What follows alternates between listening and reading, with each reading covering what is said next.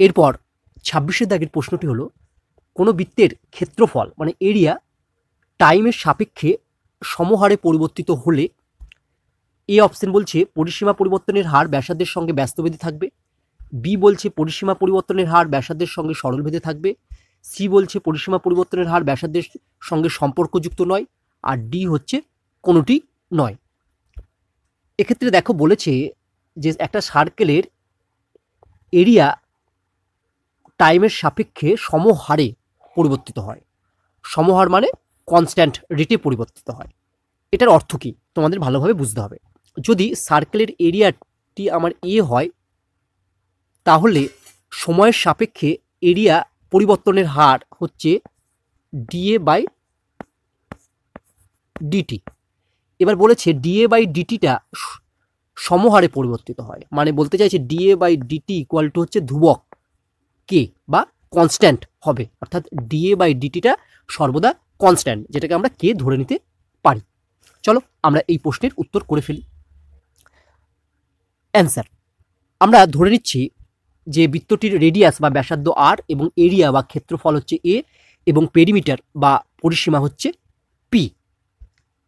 তাহলে দেখো আমরা লিখতে পারি অতএব এ ইকুয়াল টু হচ্ছে পাই আর স্কোয়ার আর পি ইকুয়াল টু হচ্ছে 2 পাই আর।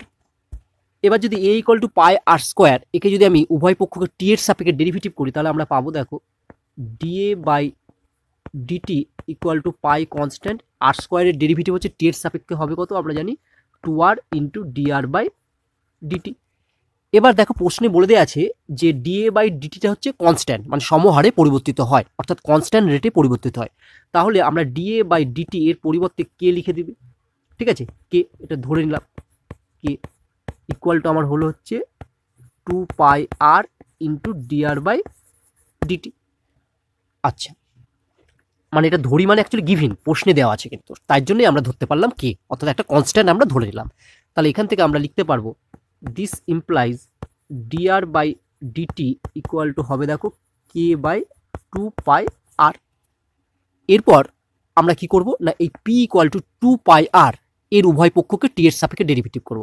তাহলে এটাকে যদি আমি টি এর সাপেক্ষে ডেরিভেটিভ করি উভয় পক্ষকে তাহলে আমরা পাবো দেখো d p by d t equal to হচ্ছে 2 পাই হচ্ছে কনস্ট্যান্ট আর এর ডেরিভেটিভ টি এর সাপেক্ষে হচ্ছে d r by d t equal to 2 pi into d r by d t এর মান দেখো আমরা পেয়েছি কে বাই 2 পাই আর। তাহলে এখানে বসিয়ে দিই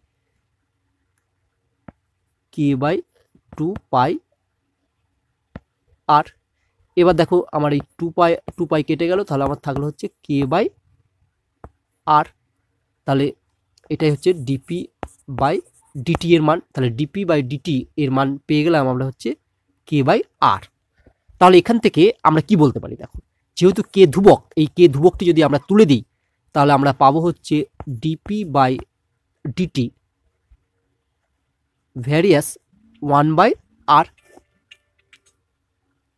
তাহলে আমরা পেলাম কি যে পরিসীমা পরিবর্তনের হার ব্যাসার্ধের সঙ্গে ব্যস্তভেদে আছে।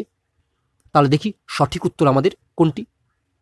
দেখো এক্ষেত্রে আমাদের সঠিক উত্তর হবে এ, পরিসীমা পরিবর্তনের হার ব্যাসার্ধের সঙ্গে ব্যস্তভেদে থাকবে বা the rate of change of circumference will be inversely proportional to the radius.